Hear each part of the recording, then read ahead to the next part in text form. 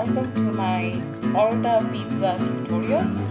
I'm doing this mainly because I'm bored and I have nothing to do at home, but also because some people, like one person, has asked me how to do this, and I realize it's quite simple, but I'm gonna give it a shot anyways.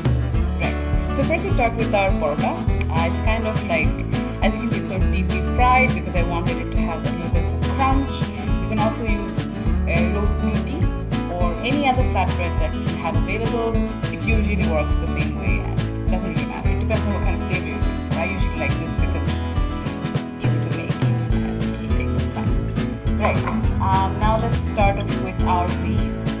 The base that they make in these pizzas that we're going to make for our pretend pizza. First, we're going to just use tomato ketchup because we're infidels that way and we don't care about real stuff. But yeah, if you have like those proper pureed tomatoes, please feel free to use that. I personally don't care that much when I'm in a rush, and this is really just supposed to be easy pizza. So tomato ketchup is not supposed to be fancy. That's pretty clear. Okay, we have our tomato base. You want to be generous with that. You want to cover the edges because edges and the crust should also taste like, pizza, the way it normally is. The margarita. And then we have our BBQ sauce. This is also from umami. You can really use any brand you care about, have at home. You can also skip any of the ingredients I'm talking about. None of them are compulsory because this isn't a proper pizza. So if you don't have BBQ sauce, it's fine, but I always feel like adding more of these sauces just really does bring out that flavor that I'm looking for. It's supposed to have sort of a strong flavor instead of the Porota flavor that comes through. I'm going to use mustard. Now this is a big no-no from most people who have pizzas, and if you don't like mustard, please skip this step. But I'm a big fan of mustard. I'm going to be using some bit of it. This is going to look ugly, so avert your eyes. Sounds funny too. Anyways, I'm using this because I like that strong mustardy flavor, I'm guessing. And it just adds a little something for me, I think. That's why I'm using it. And it's good. And then we have Tabasco sauce. A lot of people ask me where you can get Tabasco sauce. Not yet, but yeah, they've asked me that before, and so I just, nowadays you can find it anywhere, literally anywhere. Apparently Bengalis have started to like Tabasco sauce. I wonder why. It's not like we're crazy about spices. So yeah, that has that final strong sort of spicy touch that is making my silty heart happy. Now we're just gonna go ahead and put our meat. So the meat. So firstly, I'm just going to put in this slice of salami here. And I'm going to put in the complete slice. I'm going to just strip it apart and just, go crazy. Whichever way you want to do. As you can see, this is very makeshift. I did not prepare for this. It takes minimal effort. You just have to have some of the ingredients. And you don't have to even have all of the ingredients. You just need flatbread, some kind of sauce, some kind of meat, and of course some cheese, which we'll get to soon. These are the sausages. These sort of act like the pepperoni that you have in sausages, in pizzas. And as you can see, they really light the entire pizza up. You already makes it look more of a pizza, and trust me, it really brings out that flavor. And as you can see, I'm just loading it with this. I don't care how much of it is there. And so shouldn't you. Should really indulge. This is a one-person pizza, but with enough of this, it could just be a two-person thing as well. Though I don't know in which world, but you get it. Right. What am I missing? Right. Now we go for the cheese. Now, you can use really any cheese you want, but for the purpose of this, we're using mozzarella. I think I'm using mozzarella specifically because, it's a softer and more neutral cheese. I find that cheddar or anything else is really overpowering. I've actually never had cheddar on a pizza. I think it would be a little weird.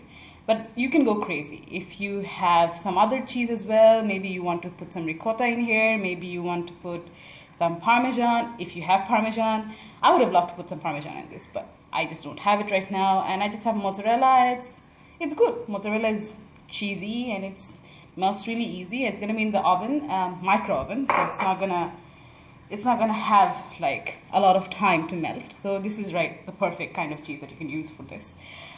Specifically, I think you can also use a little bit of, if you want, you can put in some onions. If you want onions in this, if you like that onion flavor, but I don't personally use it because I think it's pungent sometimes. Or you can put some mushrooms in. I think mushrooms would really help this. But yeah, that's for me now. Now, these are, again, optional spices. I'm going to be using some oregano. And I got this from Agora, Mina Bazaar, wherever you want to get it from. I suggest just having these sort of spices around. You can put this in an omelette. You can put this anywhere. You can't go wrong with spices. Just keep them there. They cost very little and they just add a lot of flavor. So as you can see, it's not even visible. I'm putting very minimal amount of it in there because it's a small size. You don't want to overpower it with like pizza with spices. And this is parsley. So I'm putting some parsley flakes. Again, these are dried, so they're really strong. You're going to have to go very light with them. And finally, I'm just going to put some pepper on top of that to just like make that a little bit spicy. Right, I think we're done now. That's it. We're going to put this in the oven. I'll be right back. So we have our pizza, our Porota pizza right out of the oven. And look at that. Just look at it. It's molten cheese and that nice spice over top that just like, it looks lovely. And it might not look like a conventional pizza because it's like literally loaded with cheese and meat. But that's exactly why it's amazing. It took me like 2 minutes to prepare this, 40 seconds in the microwave oven, and it's ready. And it tastes great. And I'm just going to cut a piece of this open just so you can see. 1 second. I found like a wooden cutting board just to make it look more fancy. Okay, so now we're just going to cut horizontally. Anyone who's having OCD from seeing this video, I'm extremely sorry, but this is my best angle from where I am standing. Just be careful while cutting this. Get a sharp knife because you don't want to displace the products. As I said before, the pizza is going to be very messy, so you're just going to have to wing it most of the time. So yeah, there you have it. You have 4 very nice, very thin slices. The difference, of course, is if you use ruti or roti or whatever you call it in your place, it makes for a sort of thinner and more crunchy crust, whereas this is more soft. It's like a pan pizza that's kind of thin, and it's perfect. And then just sort of roll it up. That's beautiful. So good. Thanks, guys. Okay, so this was brilliant. It was fun making this. I'm gonna go back to my life and not make silly videos anymore. But if you like this, if you enjoyed this, do let me know and leave a comment, like this video, subscribe, whatever you call that. This isn't even a formal YouTube channel, but yeah. This is Mastura saying goodbye and thank you for watching this.